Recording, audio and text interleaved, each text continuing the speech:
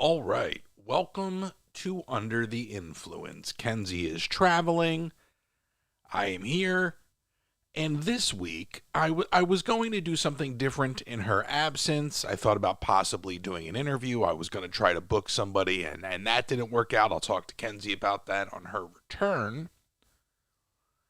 But I was going to do, we used to do these call in shows. I was going to do one of those, where I go live and take calls. And I'm like, it's so much work. And I used to do it, and it was a lot of fun, but I like just parking it here, hitting record, getting in front of the mic and slowing down and not having to focus on being live and dealing with that. And this is easy. I want to take the moment this week to talk to you a little bit about how we got here. I get asked all the time on the lives, how did you get into this? How did this start for you? I was working at NBC Universal International Television in Los Angeles, and I had just moved into a rental house with my ex and her daughter, and there was a garage off to the side, and this garage quickly became a game room. I got a skee ball and a pinball and a couple arcade games, and I taught myself how to kind of fix them.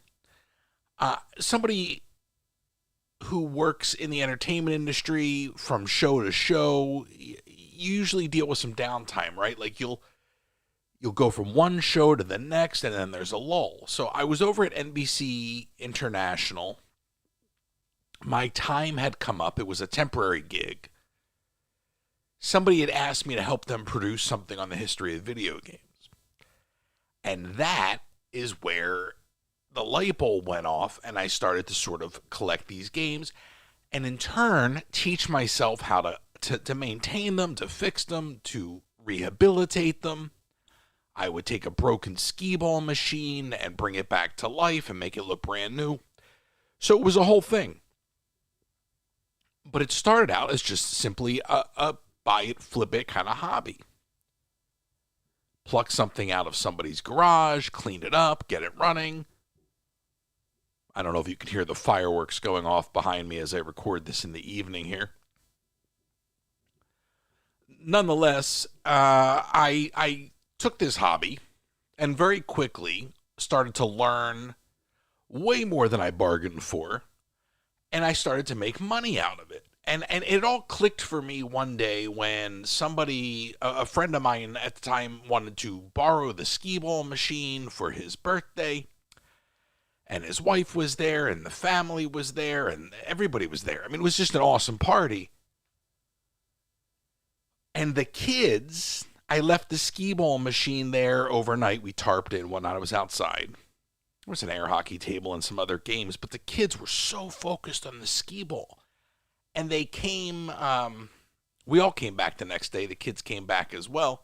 But they were punished. They weren't allowed to play the skee ball machine. They got in trouble, and the skee ball machine was the thing that the parents said that they couldn't play. Turns out the parents just wanted to play it. That's why they chose that as the punishment. So the parents are playing the skee ball machine. And I'm like, oh my gosh, I have this multi-generational hit on my hands. That was the one little spark that launched the arcade business for me. It started by going and getting parts and linking up with a guy who had a place and way too many games, and he couldn't get more real estate to rent, more commercial real estate to rent because he was so backed up on his rent at his primary place. So he shoved up what I thought was the most amount of arcade games I had ever seen in one personal space.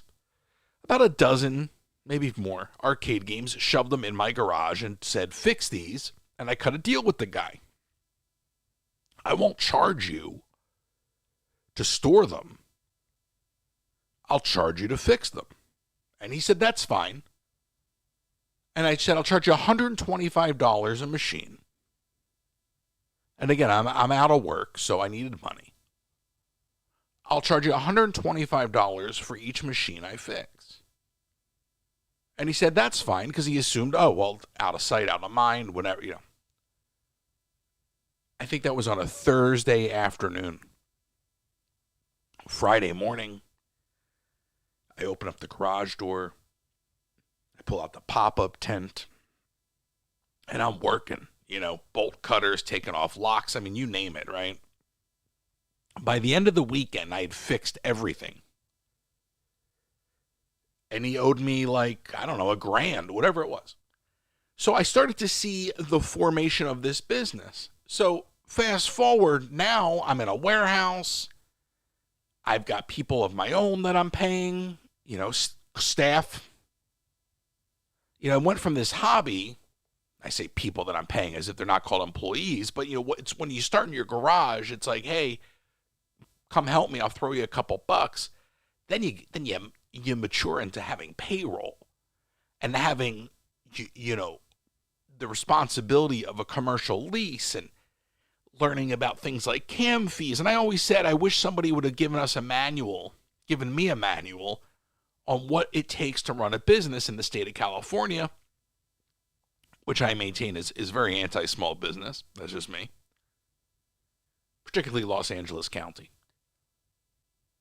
But there was no manual. Oh, you need an alarm permit. Oh, you needed this, that, and the other. And it just, everything came at you. So it was quite the learning curve. It was a 7-day-a-week proposition. I worked main business hours. Then we did events and parties, and everything just started to happen so fast. We had free play days. We had YouTube in there and Facebook and Sony Music and all these different rappers that I could rattle off all these names that you may or may not know. So many things took place in this arcade. I went from 1 warehouse to 3 warehouses.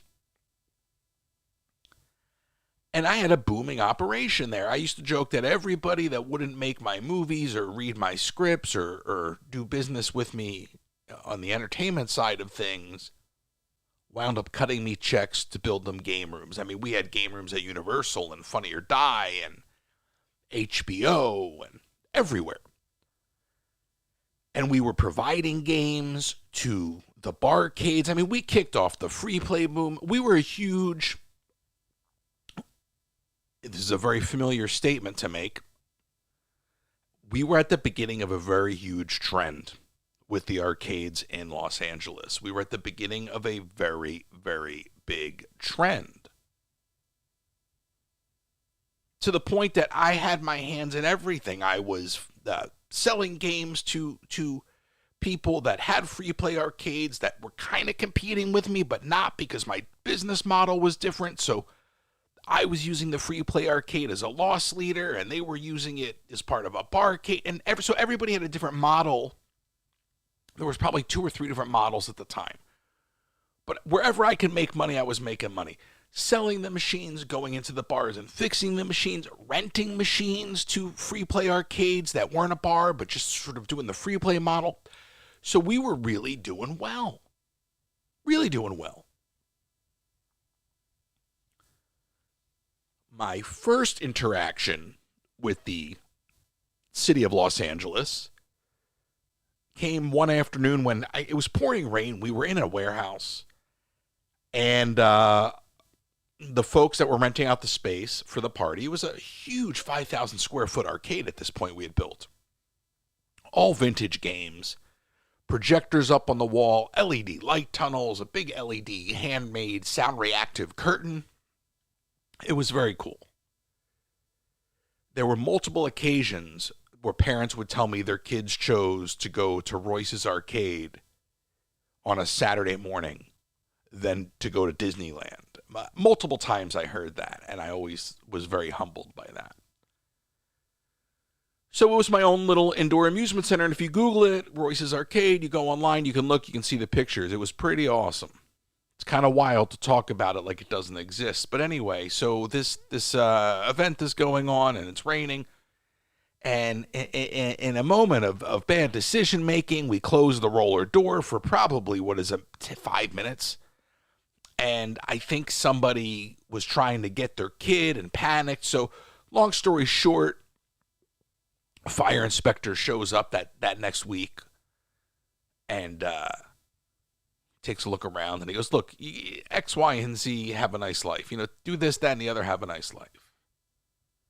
I think like a week or two after that, all was quiet.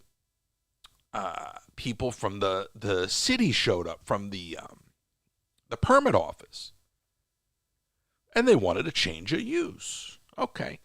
So I started the paperwork process, and now, again, nobody gives you a manual. I have no idea what I'm doing. I am now trying to navigate the counter for permits and change of use documentation in the Van Nuys courthouse. I am lost, right? So I'm doing all this on my own. I'm a small business owner. I'm trying to keep the lights on. I'm trying to pay my employees. I'm trying to get these parties going. I'm trying to get deliveries out. Trying to do payroll. And here I am standing in front of the counter trying to sort out this change of use. So I submit everything, and I have no idea what I'm doing. A couple months go by. I guess there was some document that I was supposed to tend to, like a temporary document. And I thought I had taken care of everything, or at least to the best of my ability. And I'm out there one day, and I had a girl working the front counter because the arcade was on free play, and I was actually on the truck doing deliveries. I wasn't there. When most people don't realize, small business owners, I used to tell my employees, I work for you, because Christmas Eve, I'll still be on that truck doing deliveries. You'll be home, but I'll be making sure that I'm closing as many invoices and bringing in as much money as I can to make sure you're all paid. So anyway, a couple guys roll up, and I use that term on purpose because they rolled up like thugs, demanding to see me, thinking I was hiding. And I took umbrage with that. You don't roll up into my business. I don't care who you are. You're just two guys from the city permitting office. City inspectors don't roll up into my business like a bunch of thugs. So I get on the phone on a Monday morning, and I light it up. I light it up. So now they're like, well, why don't you come back down to the courthouse, because the courthouse, I say the courthouse, but right across from the courthouse is the permitting offices and the counter and everything. Why don't you come back and we'll sort it out? So I come back, and it gets aggressive.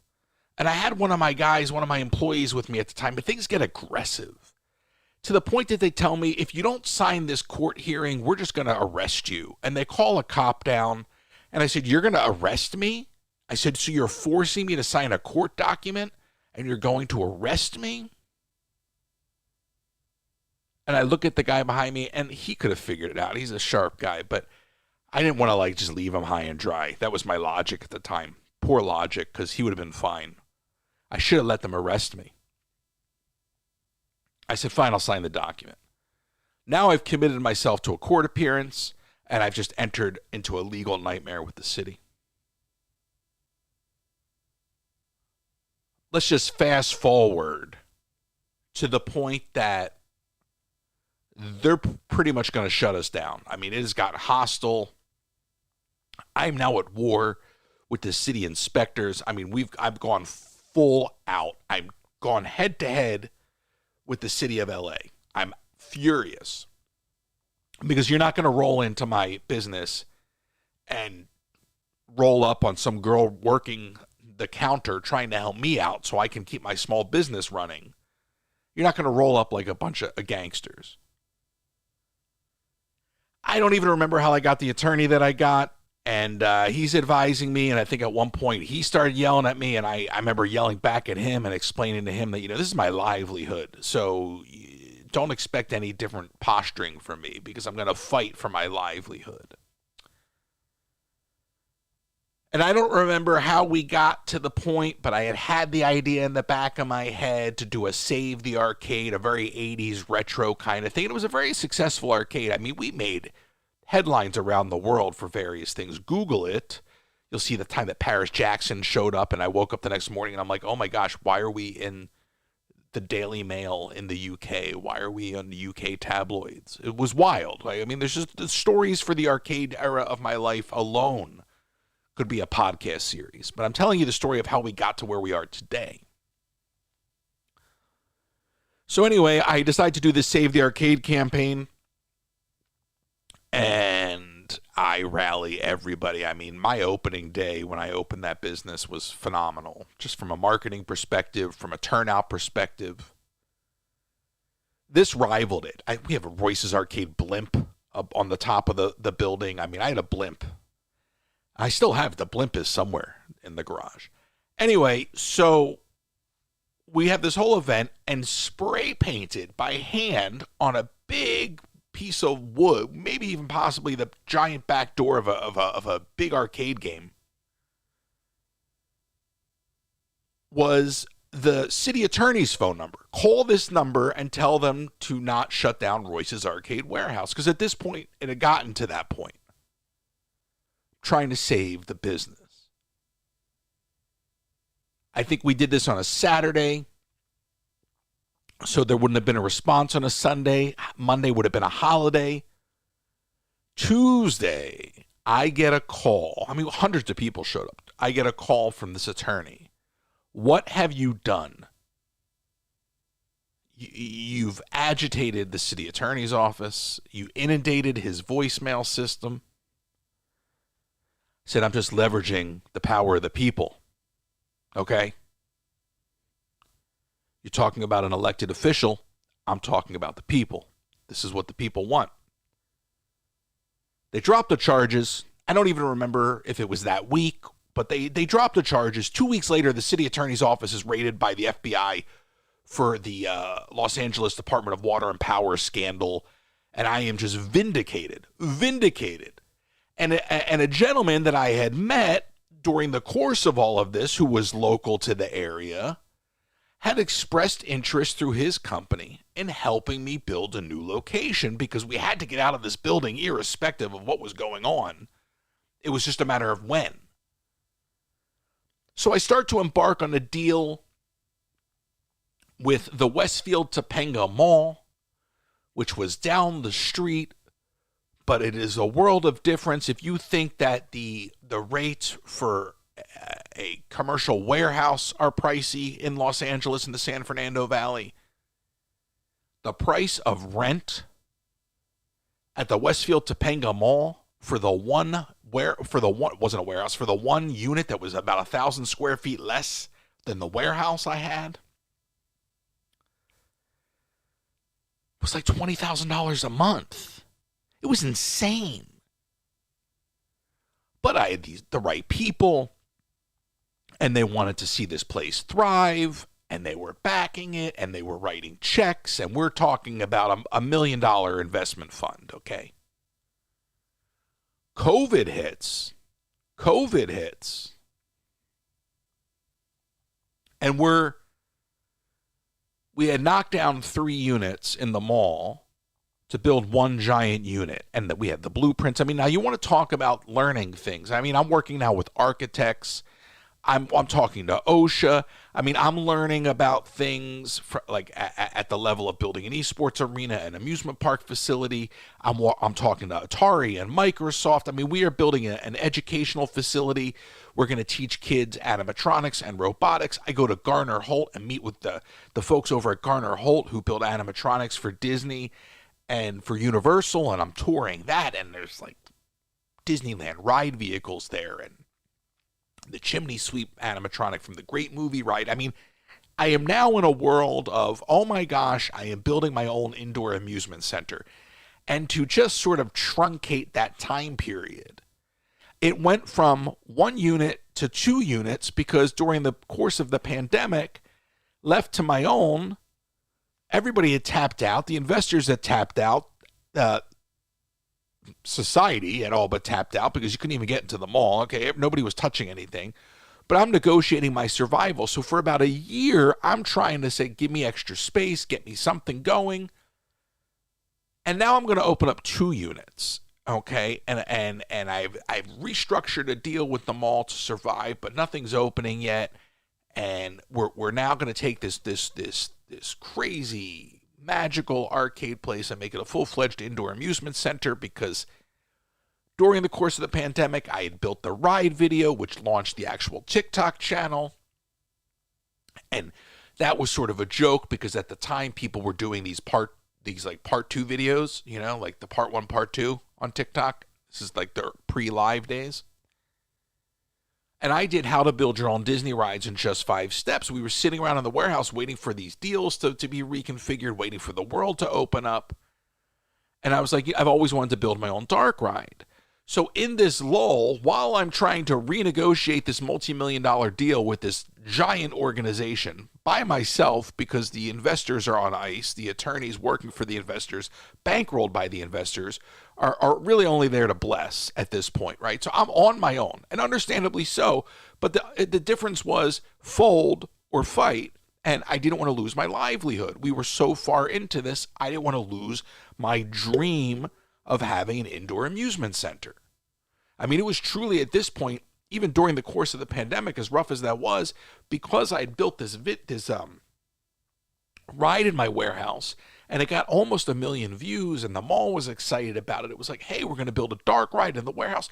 So things were getting crazy, and I was meeting guys that worked at Disneyland who had seen my videos, and I wasn't even streaming theme parks at this point. This is where the DIY came from. So here's how to build a ride, and here's how to do animatronics, and we built this ride in the warehouse, and the mall was excited, and we're going to bring a ride to the mall and all this, and now I'm talking to the folks at OSHA about rides and finding out things about the way things are set up at Disneyland. And I'm learning so much about theme parks and how to build a theme park at this point, and talking to people around the world, So even though it's the pandemic, I am like just soaking it up like a sponge, and also at the same time trying to fight. But I'm fighting, man, and I'm trying my best to just, anytime a new fire would pop up, and there was many every day, I'd put it out, and then another one would pop right up. And it got to the point where I was running out of time. I had to be out of my warehouse, and I couldn't get into the mall, and I was looking for a temporary storage thing, and it was like, I got to move it. Can you imagine? At one point, I had 12,000 square feet of warehouse. Everything got pulled back down in the 5,000 square feet, and I'm sitting in a warehouse packed to the brim, with arcade games and all this technology for this new facility. And now this ride that we had built, and I'm just waiting. What is the fate of my life? The original idea when I started this channel on TikTok was to do live streams from the rides. I'd never seen anybody do that, but I couldn't go live in the early days of TikTok because I didn't have enough. I think you need 10,000. I didn't have enough followers. And live was brand new. So these are all new ideas. So I got all these things going on at once. It's typical for me. Here we go. So now, the final nail in the coffin, because I'm the warehouse, I got to get out. So I start to liquidate. I have no new signed deal with the mall. It wasn't even that I didn't have a signed deal with the mall. I didn't have what I needed from the mall to move forward. So now I'm imploding. And I'm liquidating, and I'm explaining to them that this is what's happening, but nothing moves fast enough in corporate America. So after about 1.5 years of treading water, it's like the air being let out of a balloon. And I'm like, what am I going to do with everything? What am I going to do with what's left? And as a kid, I always said if all else failed in life, I'd pick up and move to Disney World and work on their fireworks. And the parks had been reopening, and I had gone to the first day of the Disneyland reopening because I was in AP. I've been a huge parks person my whole life. So escaping into Disney World after all of this seemed like a dream, okay? And saying it to you now, I can't even believe it. It's a fantasy. So I start to think, well, why don't I just go to Disney? Like I've just done a trip there, and I just come back and posted that ride video.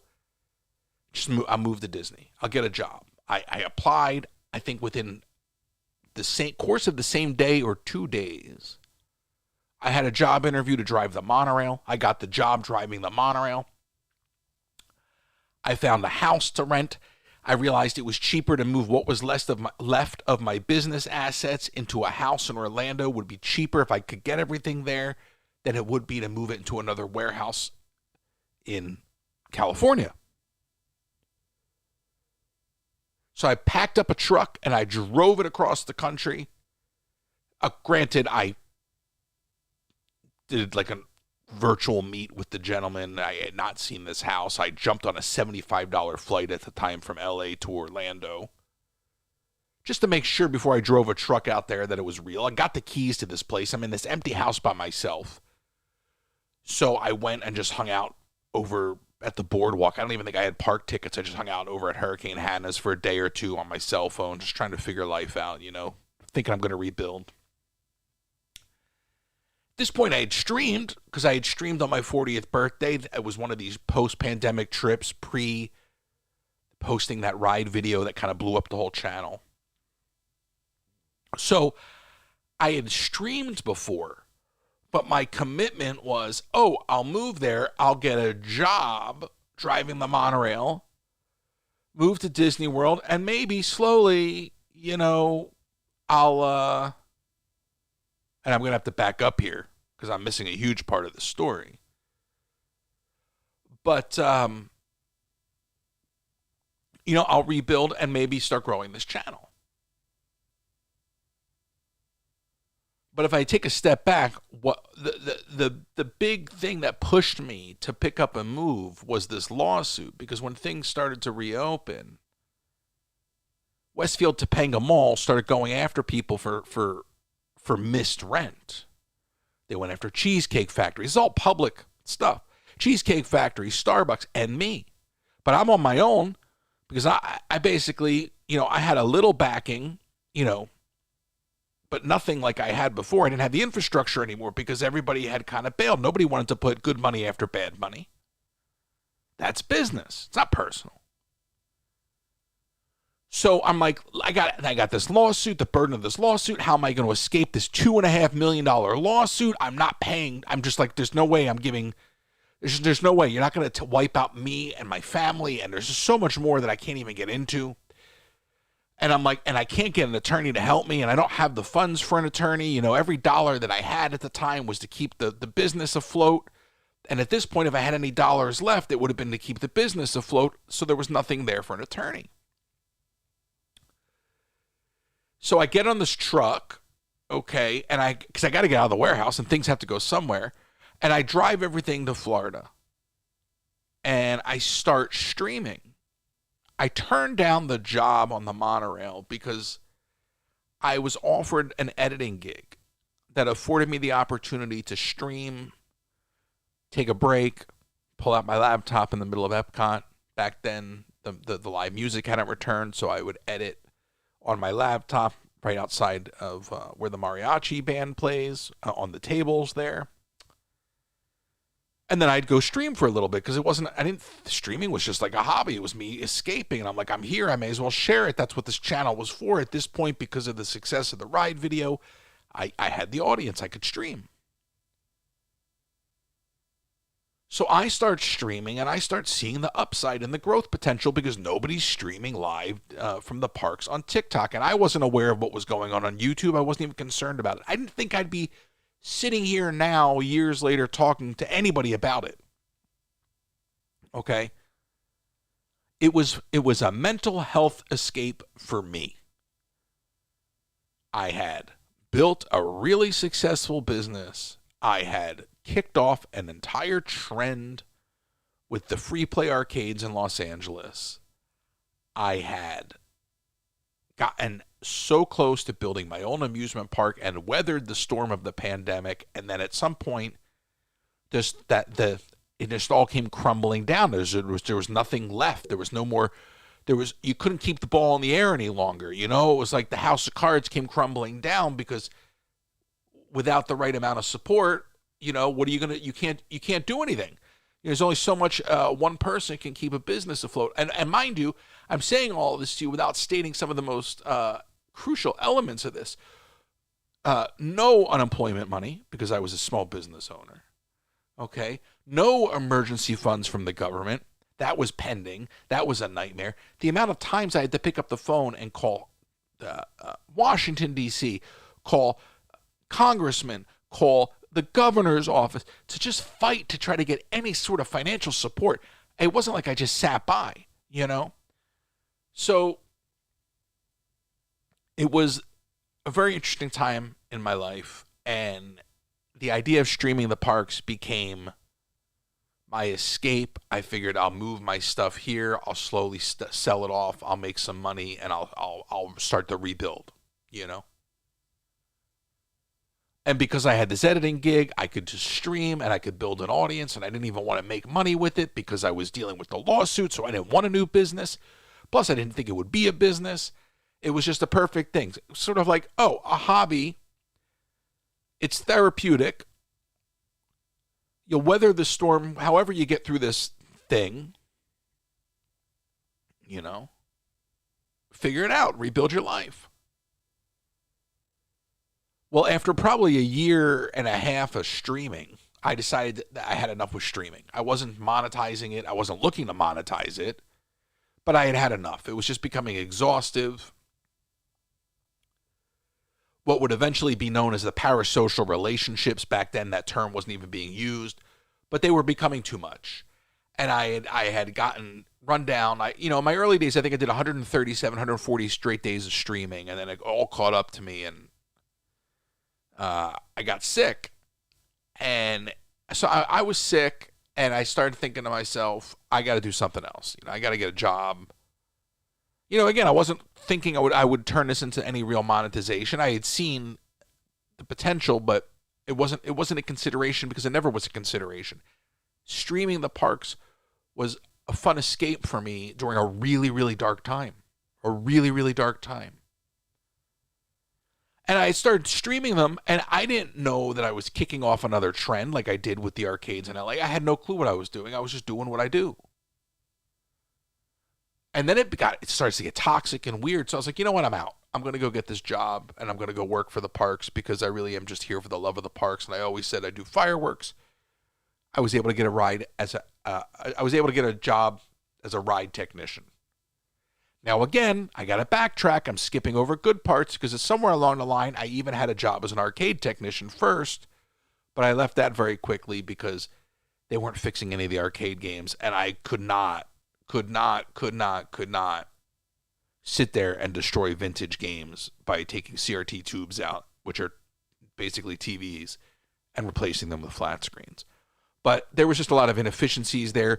We fixed all the arcade games for all the resorts on property. But anyway, the real big deal for me was I was going to become a ride tech, and I did it for about 4 months, and I saw other accounts start to grow in my absence because people were trying to fill the gap because I was streaming all day, every day, and I would do multiple shows a night because the growth was there, and it became very, very addictive. So,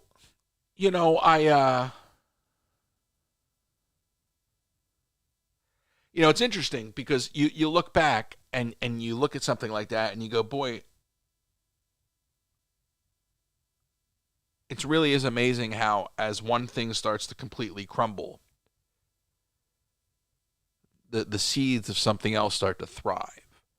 And I was seeing it happening, but I was so consumed by losing a business and trying to sort of survive that I was less focused on what I was building and more just focused on trying to just kind of keep my energy up,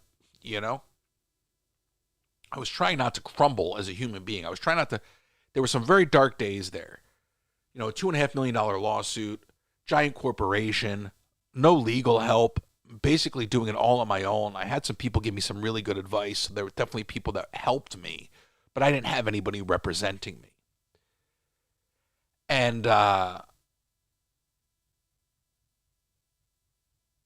was working overnights in Animal Kingdom, and I woke up to an email from opposing counsel, because I would talk to opposing counsel all the time as the other attorney, if you will. And they had dropped the case. And it was just a wild moment for me, because it was years and it was probably it had to have been 2 years of dealing with that lawsuit. I mean, it was just bad.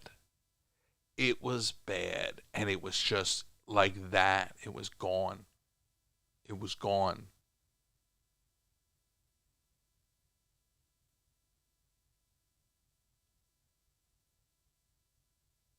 So I was now able to think about the business, and I was able to think about what is next. And I committed to just, I left the job and I came back, because I saw again, why am I letting other people, why am I letting other people step in a very half-assed way and fill this void, both the void that I created, but also the thing that I had kicked off that now in turn, had left the void because I had left it. So I just sort of became very sort of like, oh my gosh, I got to go back to this thing that I sparked, because that's the thing I can build. And even at my time at Disney, it's like, oh, he's the TikToker, and don't take pictures backstage. I'm like, relax. I'm not that. That's not how I roll. So even there was a weird thing where it was like, they knew who I was, and I was still, it was all still new to me, and I was being judged for being a content creator when I worked there. So people thought that I was going to do whatever. So I went back to full-time content creation. And at some point, I would say about a year and a half ago, was when I really started to lean into the full monetization. And that is how we get from arcade owner living in Los Angeles to building a new facility to losing it all to falling into the world of streaming accidentally through the virtue of that arcade business that was crumbling, mind you, because if it wasn't for that warehouse and the time that I had on my hands as things were slowly falling apart, if it wasn't for that, then I would have never built the ride, and if I didn't have the time and the technology that was backed by the investors to build the ride, it would have never launched the channel that in turn got me to doing the Disney Lives. So it's a really kind of a wild story to think about how the implosion of one business literally became the birth of this new thing. And here we are now, and I have barely streamed the parks in the last month. And part of it for me is I love those parks. I love Disney. And even with the ridiculous things they've been doing lately with the price changes and the restructuring of the lightning lanes, and I could go on and on and on about that stuff, and I'll save that for when Kenzie comes back.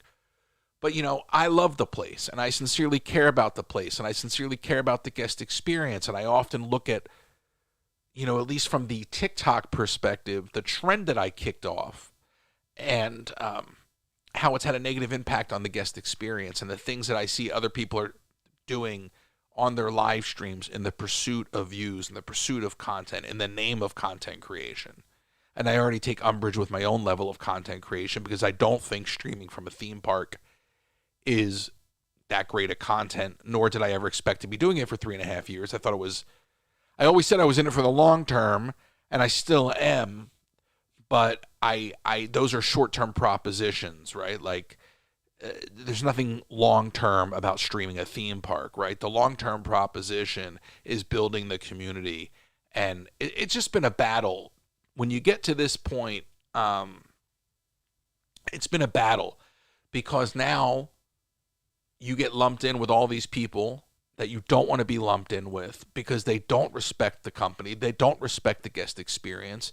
They don't appreciate the privilege that it is to be able to run around and essentially commercialize the parks at that level. Because if Disney stopped and looked at it like live streams are commercializing the parks, they would ban it immediately. Okay. But they don't see it that way because of the advertising side. But I don't like being lumped in with that. And as somebody that has now explained to you over the course of the last 10 years how I've been on the front of two trends, I'm always looking for that next one. So in this time that I have not been streaming, I've been searching and trying to figure out what is next, because what I've learned, the first two episodes of this podcast were interviews, and I want to do more content creator interviews. But what I learned, particularly from Eugenia, is that the people are going to follow you, irrespective of the platform, irrespective of what you're doing.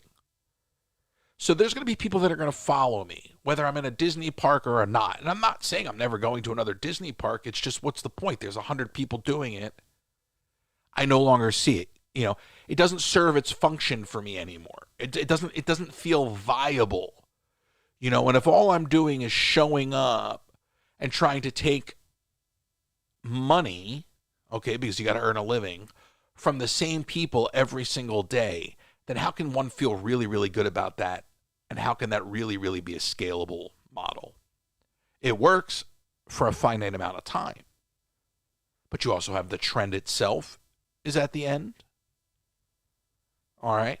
So, and then you've got the issues with TikTok as a platform as a whole. So you if you're like me, you look at those things and you go, all right, I don't know what's next, but I got to get 1 foot out the door before I get thrown out the door. And I mean that figuratively, because nobody banned me, all right? None of that. But it just comes down to, all right, let me leave the party before the party ends, because you've got to be ahead of the curve for that long term. If I'm really going to keep doing this, all right, then a few weeks off the radar to recalibrate and just put out, you know, a couple things here and there content-wise, and put out a podcast, but mainly just kind of, you know, keep it low key. A few weeks of that should be nothing in the grand scheme of things after providing 3.5 years of content. Quote, content. I call it value. Streaming a theme park's not content. I'm not making any video out of that. I'm documenting it. You know, it's not like I put up the walls. I didn't create pirates. So people say, oh, I love your content. Thank you. I put so much work into building Big Thunder Mountain Railroad. I love your content, Royce. Thank you. The Astro Orbiters, those were really heavy. You know what I mean? So when people say, I love your content, no, you like my broadcast, right? You like my voice, you like my personality, but the backdrop is the real reason you're there. And if it's the only reason you're there, then you're not going to follow me if I went to Kick tomorrow and started doing sit and chats or IRL. But somebody else will. The same way when this channel started, it was DIY, and then when I made the switch to going live, I lost a ton of people who were there for teaching me how to do DIY stuff. But in an attempt to broaden it, I lost a ton of people. So I don't know what's next. All of that to say, this is how we got there. For anybody that wanted to know my story, this is how I went from being a small business owner and an arcade technician to a ride technician at Disney World, to a Disney World streamer, to now I don't know what. Okay, but 3.5 years later, this is me finally sitting down to share my story with you about how we got here. But just understand, as again, I'm very comfortable with the lull, right? This lull. I'm very comfortable with it because I've been there before. I've had a lot of similar feelings in these last few weeks. A lot of familiarity. Boy, I really chose to use that word at the end of the podcast. But a real sense of comfort with the stages that I'm going through right now in terms of winding one thing down and a lot less pressure. And I don't know if that's a good thing or a bad thing. But as I feel this trend winding down and I try to discover what's next, you know, it's a little more freeing now to do that the way I'm doing it than, you know, the blood, sweat, and tears of losing a business and having to rebuild. So that is my story. I hope it made sense. I tried to kind of touch on it all, but that's how we got here. And I don't know what's next. And there's no grand announcements. I'm not that kind of person. I didn't think I'd be doing this. So it's weird that people need to know everything. And there's a reason I don't share certain things, because I don't want people all up in everything, because then things get ruined, you know? Sometimes I just quietly like to build Legos. I don't need everybody to know, what are you working on? Or no, twist that piece to the left that's driving my OCD crazy. I'm like, let me worry about my OCD. So anyway, I try to use the podcast as a way this week to kind of give you that story, start to finish. And again, that's why I'm very comfortable right now just exploring. There's no grand announcement. I don't know if I'm going back to the park tomorrow. I really don't know. I'm going to do whatever I feel like doing right now in the name of figuring things out. And I think that's what success is.